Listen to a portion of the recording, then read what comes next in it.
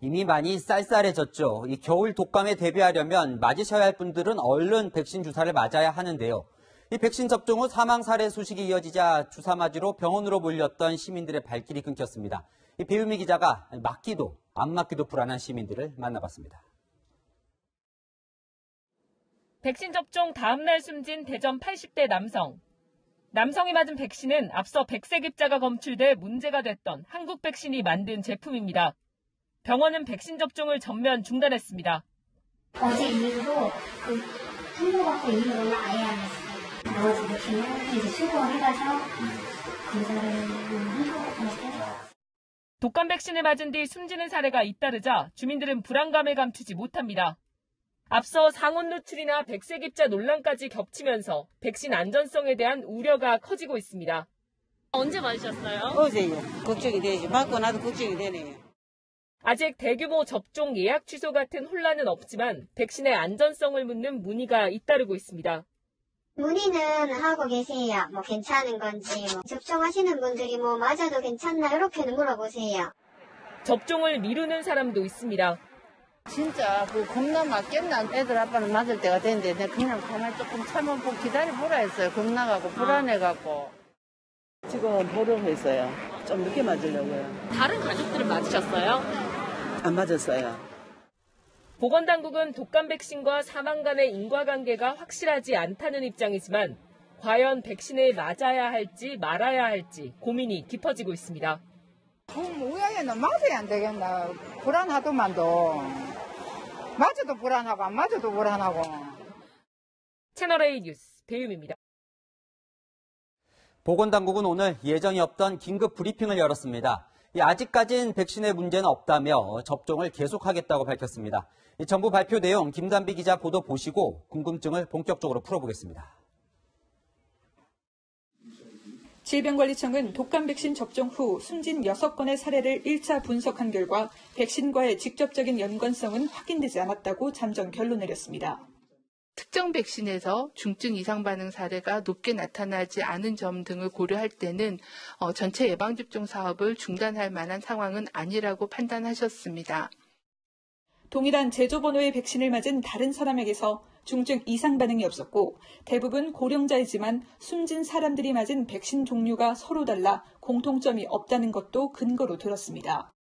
다만 2명은 백신 접종 뒤 하루가 안 돼 사망했기 때문에 아나필락시스, 즉 전신에 일어나는 심한 알레르기 쇼크 가능성도 배제할 수 없다고 밝혔습니다. 2시간 반 또는 17시간 후에 사망을 하셨기 때문에 급성기 과민 반응하고 관련을 완전히 배제할 수는 없다라는 결론을 내렸습니다. 지금까지 백신 접종 후 이상 반응은 사망 사례를 포함해 431건이 신고됐습니다. 이 중 유통 중 상온 노출됐거나 백색 입자가 발견돼 회수된 백신을 맞고 이상 반응을 신고한 사례는 84건이었습니다. 지난해 접종 이상 신고는 177건에 불과했습니다.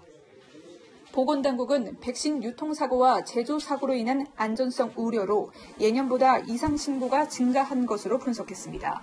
하지만 부실한 백신 관리로 보건당국이 불신을 자초하면서 시민들의 불안은 쉽게 가라앉지 않을 전망입니다. 채널A 뉴스 김단비입니다. 네, 이 맞은 사람도 맞으려고 했던 사람도 궁금한 게 많습니다. 경제정책산업부 이상현 기자와 풀어보겠습니다. 자, 이 정부는 독감 백신 접종을 중단하지 않겠다고는 하지만 이 불안한 마음은 여전합니다. 이 독감 백신은 맞아도 되는 겁니까? 네, 정부는 독감 백신 일부가 상온에 노출됐을 때는 접종을 즉시 중단했지만 이번에는 접종 사업을 계속하기로 했습니다. 전문가들도 코로나19와 독감이 동시에 유행하고 있는 만큼 고위험군인 고령층, 임산부 등은 접종을 해야 한다고 보고 있습니다.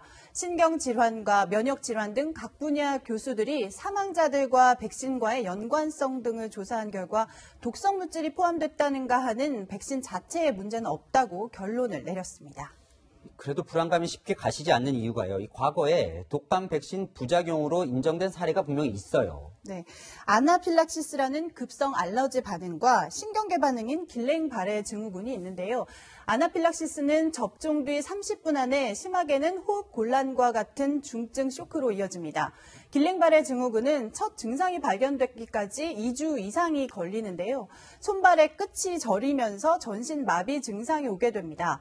2009년 10월 접종에 숨진 65살 여성, 국내에서 백신 접종 사망자로 피해 보상을 받은 유일한 사례입니다. 길랭바레의 일종인 밀러 피셔 증후군 진단을 받았는데요. 백신 접종 2주 후에 다리에 힘이 빠지는 증상이 나타났고 이번 치료 중 폐렴 합병증으로 이듬해 2월 숨졌습니다. 이번에 보면 이 백신 접종을 한 지 하루 이틀 지나서 이제 사망하는 경우가 많기 때문에 이 앞에 두 가지 사례와 다 일치한다 이렇게 보기도 좀 어려울 것 같기도 한데 이 사망한 사람이 지금 9명, 사망하신 분 9명 사이에 무슨 공통점은 없습니까? 네, 공통점이 없다는 점에서 정부는 더욱 백신의 문제는 아닐 거라고 보고 있습니다. 접종 지역이 다 다르고요. 백신 종류도 서로 다릅니다. 또 대부분 기저질환이 있기는 했지만 같은 질병을 앓는 경우는 없었습니다. 근데 올해 유독 이렇게 사망 신고가 많아요. 그렇다면 올해 무슨 보관이든 유통 과정에서 문제가 있는 건 아닌가요? 단순 이상 반응 신고가 올해 400건이 넘습니다. 지난해의 2배 이상입니다. 사망 신고의 경우는요, 지난 3년 한 해에 2건뿐이던 게 올해는 일주일 새 9건이나 접수가 됐습니다. 올해는 유독 백신 상온 노출에 백색 입자 발생까지 독감 백신 관련 사고가 이어지고 있는데요. 정부는 이런 사고들 때문에 모니터링을 강화하다 보니까 신고 건수도 늘었다고 보고 있습니다. 문제 백신 접종자들에게 일일이 전화를 걸어서 부작용을 확인하기도 했고요. 불안감 때문에 경증 신고도 많았다는 겁니다. 그래요. 이 기저질환이 계신 고령자분들 중심으로 불안감들이 더 클 것 같아요. 이 맞아야 될지 말아야 될지 어떻게 해야 하나요? 한 해 우리나라에서 독감으로 숨지는 건수가 2,900건에 이를 정도로 사망자가 적지 않기 때문에 독감 접종 중요합니다. 고령층의 경우 대신 건강 상태가 좋은 날 받아야 하고요. 평소 앓고 있는 병이 있다면 미리 의사에게 말해야 됩니다. 접종 후 숨이 가빠지거나 얼굴이 붓고 어지러움증이 나타난다면 119에 신고해 진료를 받아야 됩니다. 네, 이럴 때일수록 정부 발표를 믿어야 하고 또 정부도 명확하게 또 잘 발표를 해야겠습니다. 지금까지 이상현 기자와 살펴봤습니다.